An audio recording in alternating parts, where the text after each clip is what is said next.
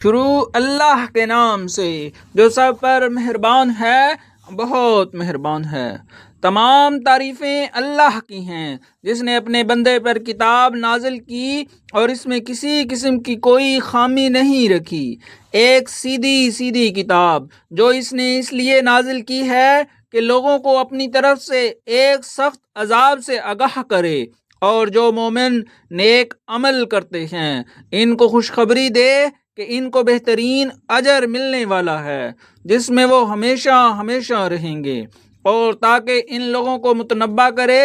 جو یہ کہتے ہیں کہ اللہ نے کوئی بیٹا بنا رکھا ہے۔ اس بات کا کوئی علمی ثبوت نہ خود ان کے پاس ہے نہ ان کے باپ دادوں کے پاس تھا۔ بڑی سنگین بات ہے جو ان کے منہ سے نکل رہی ہے۔ جو کچھ وہ کہہ رہے ہیں وہ جھوٹ کے سوا کچھ نہیں۔ اب اے پیغمبر، اگر لوگ قرآن کی اس بات پر ایمان نہ لائیں تو ایسا لگتا ہے جیسے تم افسوس کر کے ان کے پیچھے اپنی جان کو گھلا بیٹھو گے۔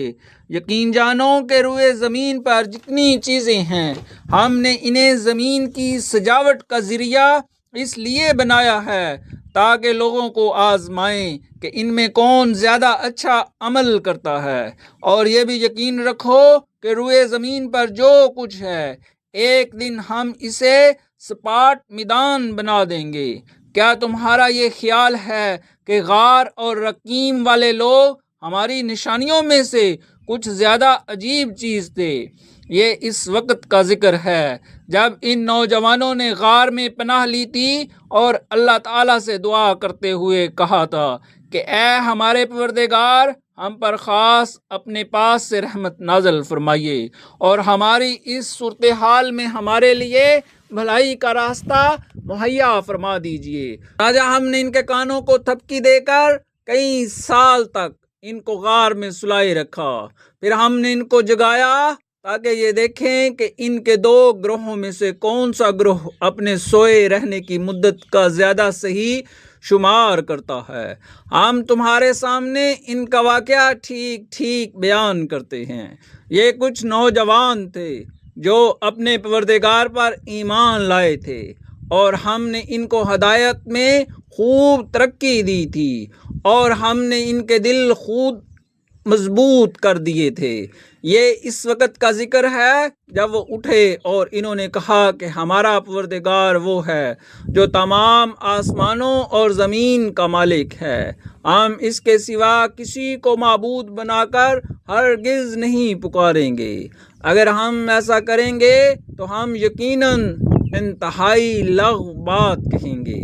یہ ہماری قوم کے لوگ ہیں جنہوں نے اس پروردگار کو چھوڑ کر دوسرے معبود بنا رکھے ہیں۔ اگر ان کا عقیدہ صحیح ہے تو وہ اپنے معبودوں کے ثبوت میں کوئی واضح دلیل کیوں پیش نہیں کرتے؟ بھلا اس شخص سے زیادہ ظالم کون ہوگا جو اللہ پر جھوٹ باندھے؟ اور ساتھیوں، جب تم نے ان لوگوں سے بھی علیحدگی اختیار کر لی ہے، اور ان سے بھی جن کی یہ اللہ کو چھوڑ کر عبادت کرتے ہیں، تو چلو اب تم اس غار میں پناہ لے لو۔ تمہارا پروردگار تمہارے لیے اپنا دامن رحمت پھیلا دے گا اور تمہارے کام میں آسانی کے اسباب مہیا فرمائے گا۔ اور وہ غار ایسا تھا کہ تم سورج کو نکلتے وقت دیکھتے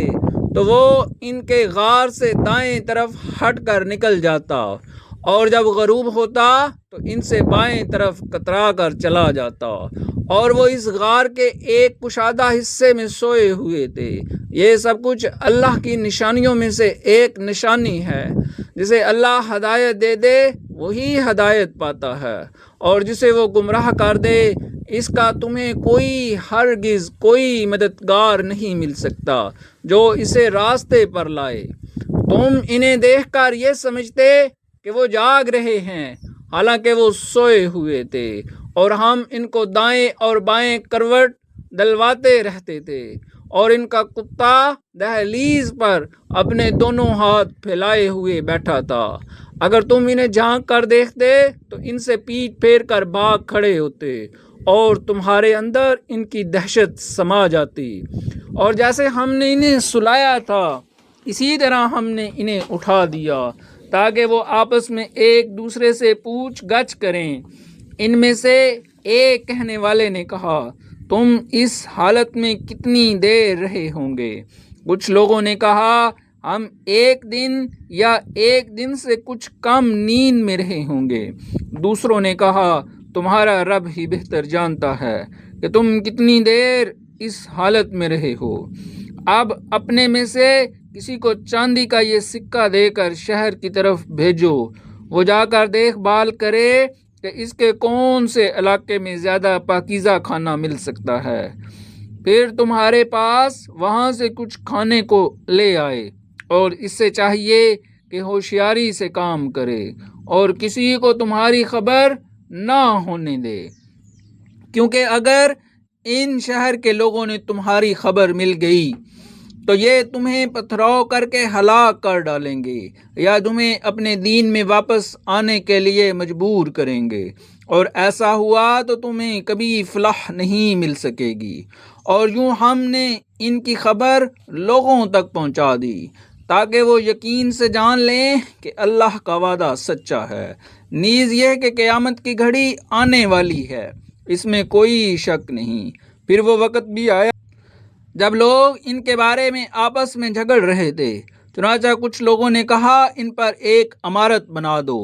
ان کا رب ہی ان کے معاملے کو بہتر جانتا ہے۔ آخرکار جن لوگوں کو ان کے معاملات پر غلبہ حاصل تھا، انہوں نے کہا، ہم تو ان کے اوپر ایک مسجد ضرور بنائیں گے۔ کچھ لوگ کہیں گے کہ وہ 3 آدمی تھے اور چوتھا ان کا کتا تھا،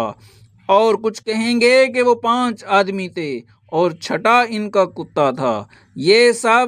اٹکل کے تیر چلانے کی باتیں ہیں۔ اور کچھ کہیں گے کہ وہ 7 تھے اور 8واں ان کا کتا تھا۔ کہہ دو کہ میرا رب ہی ان کی صحیح تعداد کو جانتا ہے، تھوڑے سے لوگوں کے سوا کسی کو ان کا پورا علم نہیں، لہٰذا ان کے بارے میں سرسری گفتگو سے آگے بڑھ کر کوئی بحث نہ کرو اور نہ ان کے بارے میں کسی سے پوچھ گچھ کرو، اور اے پیغمبر کسی بھی کام کے بارے میں کبھی یوں نہ کہو کہ یہ کام میں کل کر لوں گا، ہاں یہ کہو کہ اللہ چاہے گا تو کر لوں گا، اور جب کبھی بھول جاؤ تو اپنے رب کو یاد کر لو اور کہو کہ مجھے امید ہے میرا رب کسی ایسی بات کی طرف رہنمائی کر دے جو ہدایت میں اس سے بھی زیادہ قریب ہو۔ اور وہ اصحاب کہف اپنے غار میں 300 سال اور مزید 9 سال سوتے رہے۔ اگر کوئی اس میں بحث کرے تو کہہ دو کہ اللہ ہی بہتر جانتا ہے کہ وہ کتنی مدت سوئے رہے۔ آسمانوں اور زمین کے سارے بھید اسی کے علم میں ہیں، وہ کتنا دیکھنے والا اور کتنا سننے والا ہے، اس کے سوا ان کا کوئی رکھوالا نہیں، اور وہ اپنی حکومت میں کسی کو شریک نہیں کرتا۔ اور اے پیغمبر تم پر تمہارے پروردگار کی طرف سے وحی کے ذریعے جو کتاب بھیجی گئی ہے اسے پڑھ کر سنا دو، کوئی نہیں ہے جو اس کی باتوں کو بدل سکے، اور اسے چھوڑ کر تمہیں ہرگز پناہ کی جگہ نہیں مل سکتی۔ اور اپنے آپ کو استقامت سے ان لوگوں کے ساتھ رکھو جو صبح شام اپنے رب کو اس لیے پکارتے ہیں کہ وہ اس کی خوشنودی کے طلبگار ہیں، اور تمہاری آنکھیں دنیاوی زندگی کی خوبصورتی کی تلاش میں ایسے لوگوں سے ہٹنے نہ پائیں، اور کسی ایسے شخص کا کہنا نہ مانو جس کے دل کو ہم نے اپنی یاد سے غافل کر رکھا ہے، اور جو اپنی خواہشات کے پیچھے پڑا ہو اور جس کا معاملہ حد سے گزر چکا ہو۔ اور کہہ دو کہ حق تو تمہارے رب کی طرف سے آ چکا ہے، اب جو چاہے ایمان لے آئے اور جو چاہے کفر اختیار۔ ہم نے بے شک ایسے ظالموں کے لیے آگ تیار کر رکھی ہے جس کی قناتیں ان کو گھیرے میں لے لیں گی، اور اگر وہ فریاد کریں گے تو ان کی فریاد کا جواب ایسے پانی سے دیا جائے گا جو تیل کی تل چھٹ جیسا ہوگا اور چہروں کو بھون کر رکھ دے گا۔ کیسا بدترین پانی اور کیسی بری آرام گاہ! البتہ جو لوگ ایمان لائے اور انہوں نے نیک عمل کیے تو یقیناً ہم ایسے لوگوں کے اجر کو ضائع نہیں کرتے جو اچھی طرح عمل کریں۔ یہ وہ لوگ ہیں جن کے لیے ہمیشہ رہنے والے باغات ہیں، ان کے نیچے سے نہریں بہتی ہوں گی، ان کو وہاں سونے کے کنگنوں سے مزین کیا جائے گا، وہ اونچی مسندوں پر تکیہ لگائے ہوئے باریک اور دبیز ریشم کے سبز کپڑے پہنے ہوں گے۔ کتنا بہترین اجر اور کیسی حسین آرام گاہ۔ اور اے پیغمبر، ان لوگوں کے سامنے ان دو آدمیوں کی مثال پیش کرو جن میں سے ایک کو ہم نے انگوروں کے 2 باغ دے رکھے تھے اور ان کو کھجور کے درختوں سے گھرا ہوا تھا، اور ان دونوں باغوں کے درمیان کھیتی لگائی ہوئی تھی۔ دونوں باغ پورا پھل دیتے تھے اور کوئی باغ پھل دینے میں کوئی کمی نہیں چھوڑتا تھا، اور ان دونوں باغوں کے درمیان ہم نے ایک نہر جاری کر دی تھی۔ اور اس شخص کو خوب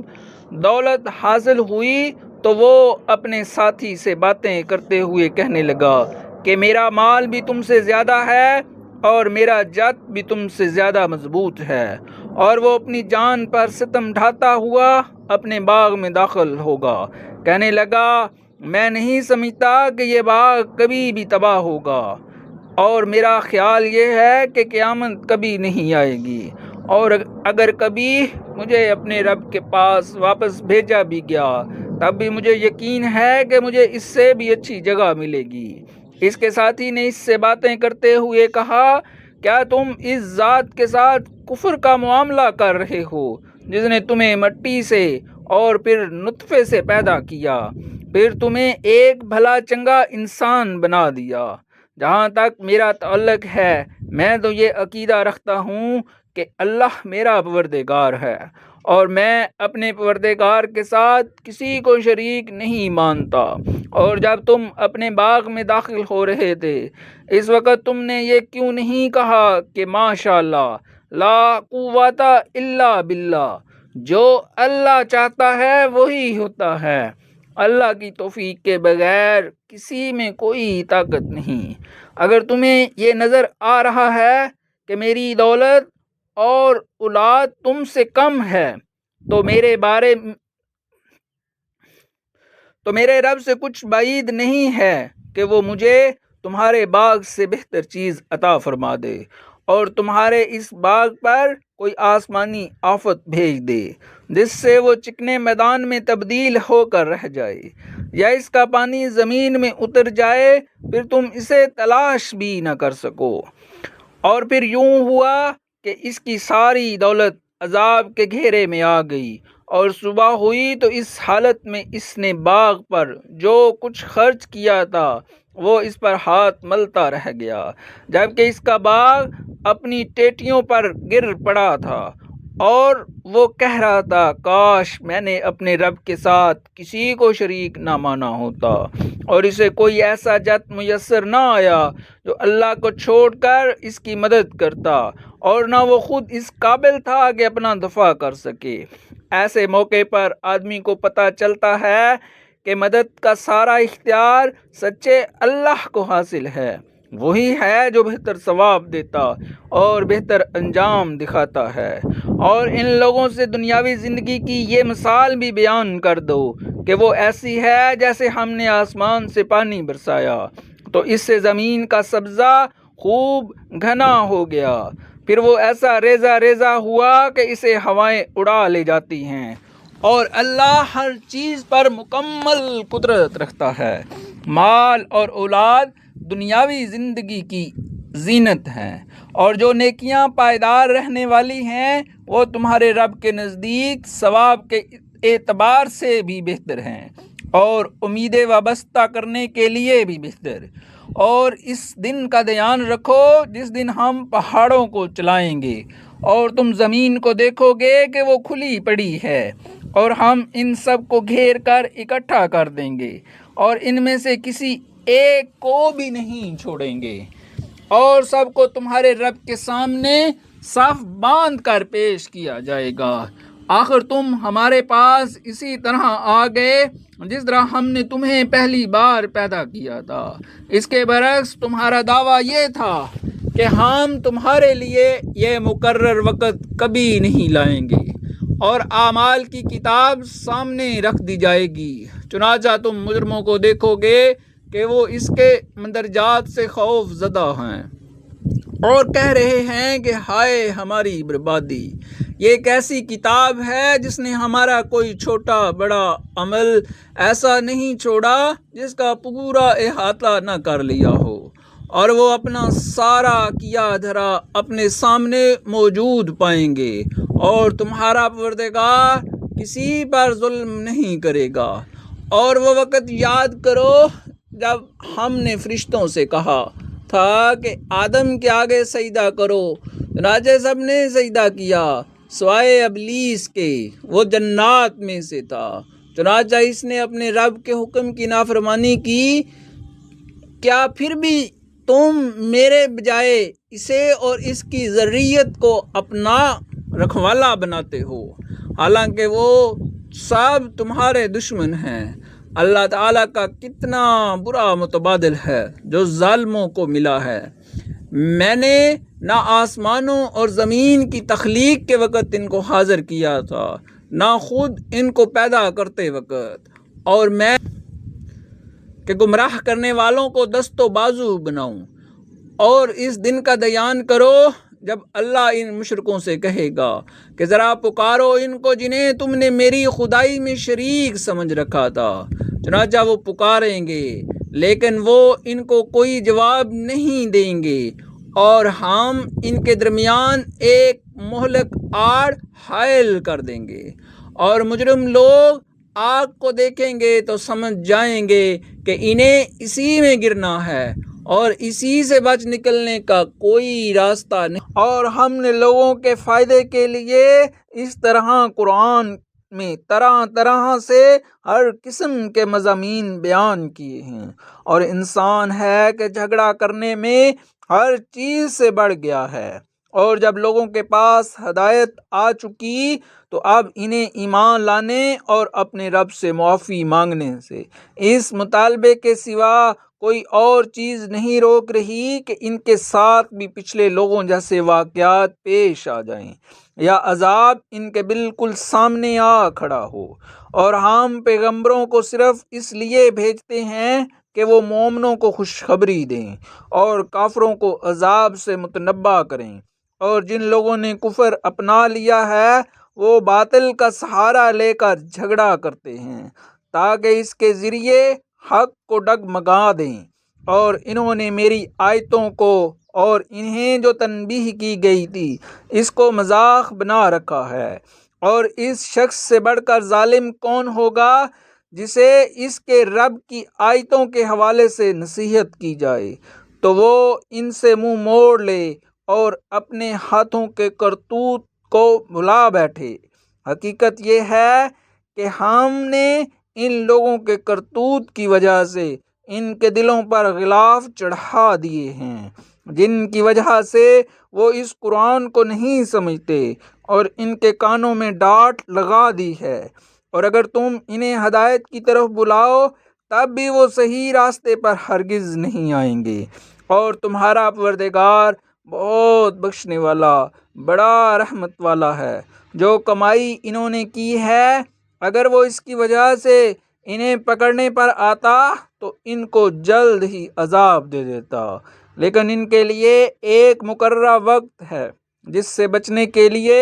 انہیں کوئی پناہ گاہ نہیں ملے گی۔ یہ ساری بستیاں تمہارے سامنے ہیں، جب انہوں نے ظلم کی روش اپنائی تو ہم نے ان کو ہلاک کر ڈالا، اور ان کی ہلاکت کے لیے بھی ہم نے ایک وقت مقرر کیا ہوا تھا۔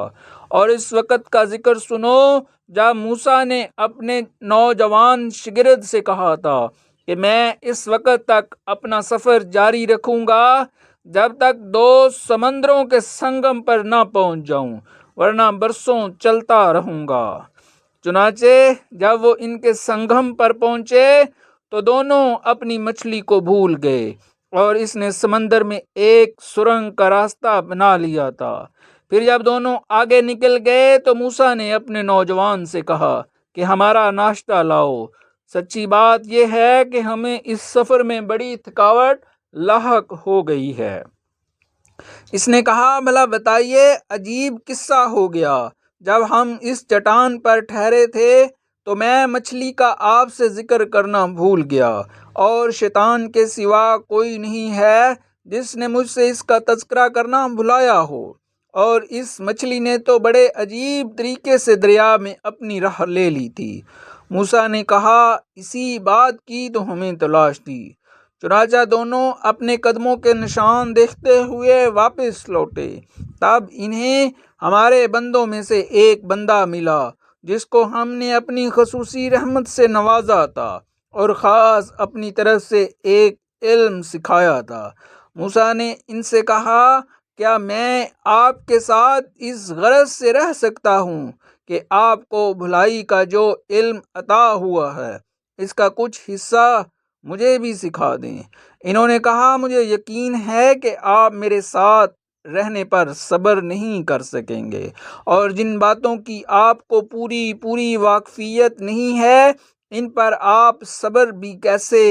کر سکتے ہیں؟ موسیٰ نے کہا انشاءاللہ آپ مجھے صابر پائیں گے، اور میں آپ کے کسی حکم کی خلاف ورزی نہیں کروں گا۔ انہوں نے کہا اچھا، اگر آپ میرے ساتھ چلتے ہیں تو جب تک میں خود ہی آپ سے کسی بات کا تذکرہ نہ کروں آپ مجھ سے کسی بھی چیز کے بارے میں سوال نہ کریں۔ چنانچہ دونوں روانہ ہو گئے، یہاں تک کہ جب دونوں ایک کشتی میں سوار ہوئے تو ان صاحب نے کشتی میں چھید کر دیا۔ موسیٰ بولے ارے کیا آپ نے اس میں چھید کر دیا تاکہ سارے کشتی والوں کو ڈبو ڈالیں؟ یہ تو آپ نے بڑا خوفناک کام کیا۔ انہوں نے کہا کیا میں نے نہیں کہا تھا کہ آپ میرے ساتھ رہ کر صبر نہیں کر سکو گے؟ موسیٰ نے کہا مجھ سے جو بھول ہو گئی اس پر میری گرفت نہ کیجیے اور میرے کام کو زیادہ مشکل نہ بنا دیجیے۔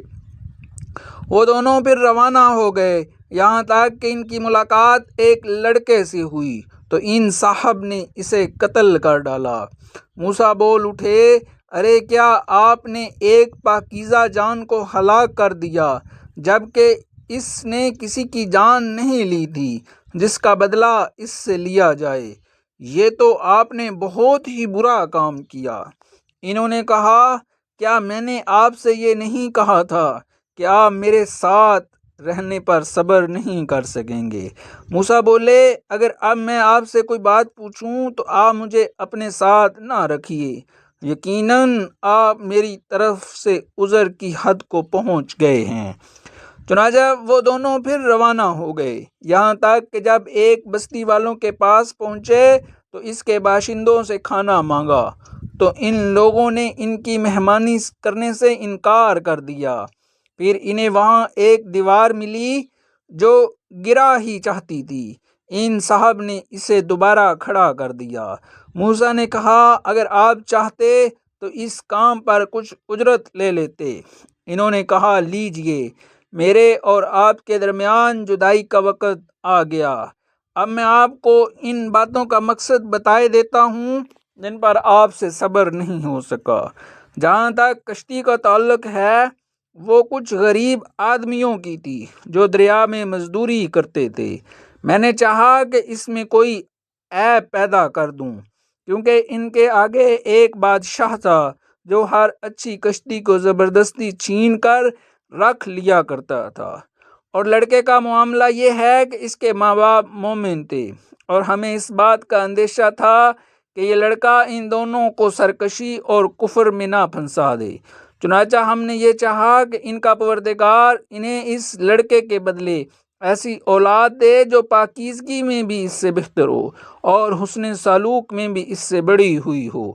رہی یہ دیوار تو وہ اس شہر میں رہنے والے 2 یتیم لڑکوں کی تھی، اور اس کے نیچے ان کا ایک خزانہ گڑا ہوا تھا، اور ان دونوں کا باپ ایک نیک آدمی تھا۔ اس لیے آپ کے پروردگار نے یہ چاہا کہ یہ دونوں لڑکے اپنی جوانی کی عمر کو پہنچیں اور اپنا خزانہ نکال لیں۔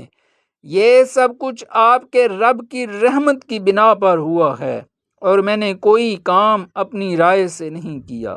یہ تھا مقصد ان باتوں کا جن پر آپ سے صبر نہیں ہو سکا،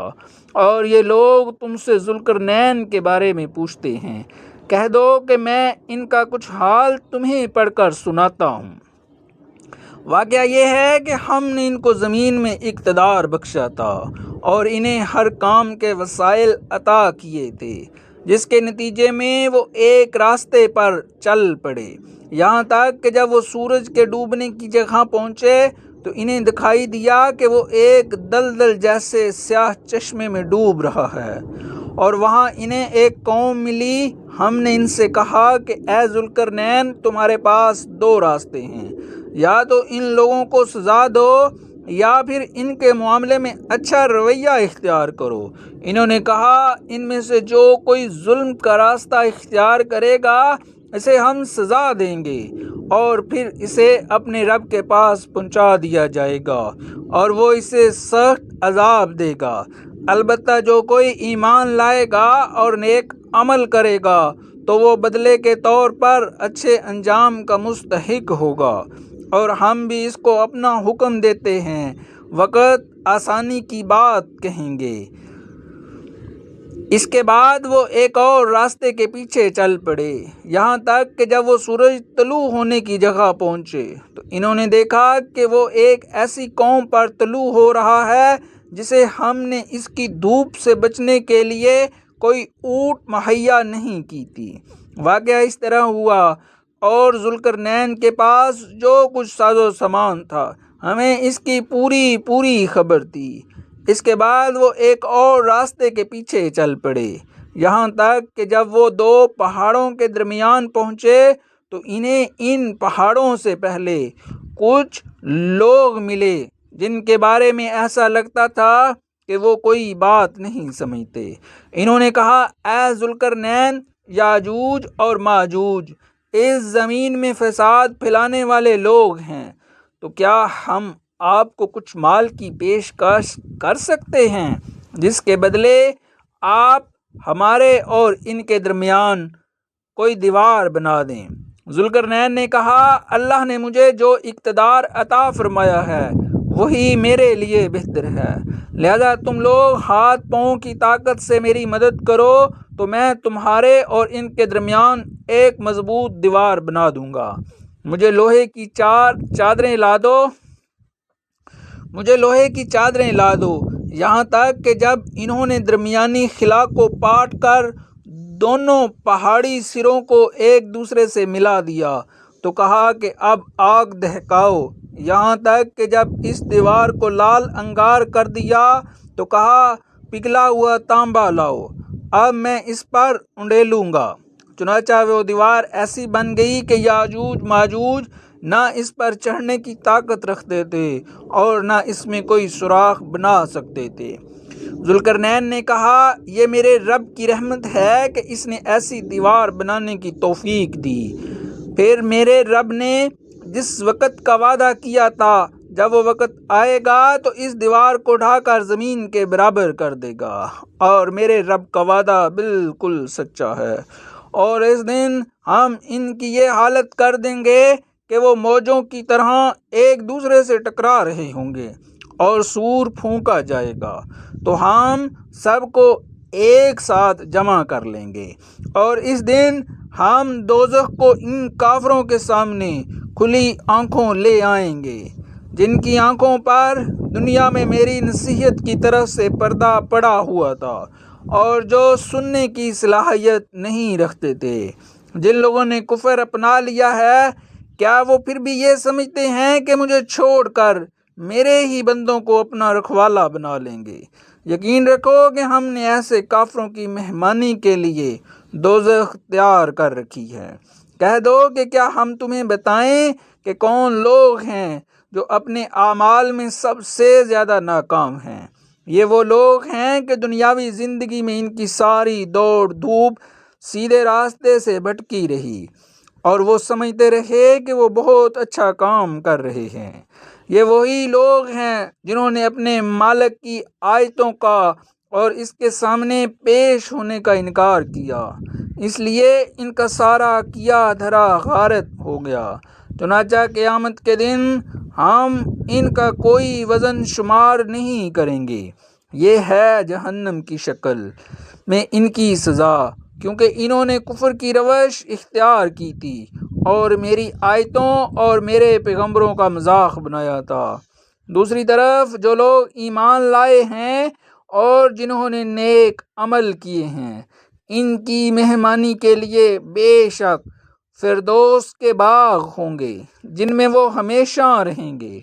اور وہ وہاں سے کہیں اور جانا نہیں چاہیں گے۔ اے پیغمبر، لوگوں سے کہہ دو کہ اگر میرے رب کی باتیں لکھنے کے لیے سمندر روشنائی بن جائیں تو میرے رب کی باتیں ختم نہیں ہوں گی، اور اس سے پہلے سمندر خشک ہو چکا ہوگا، چاہے اس سمندر کی کمی پورے کرنے کے لیے ہم ویسا ہی ایک اور سمندر۔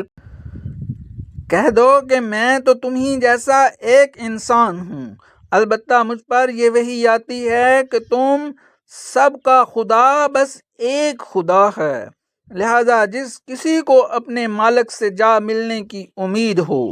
اسے چاہیے کہ وہ نیک عمل کرے اور اپنے مالک کی عبادت میں کسی کو شریک نہ ٹھہرائے۔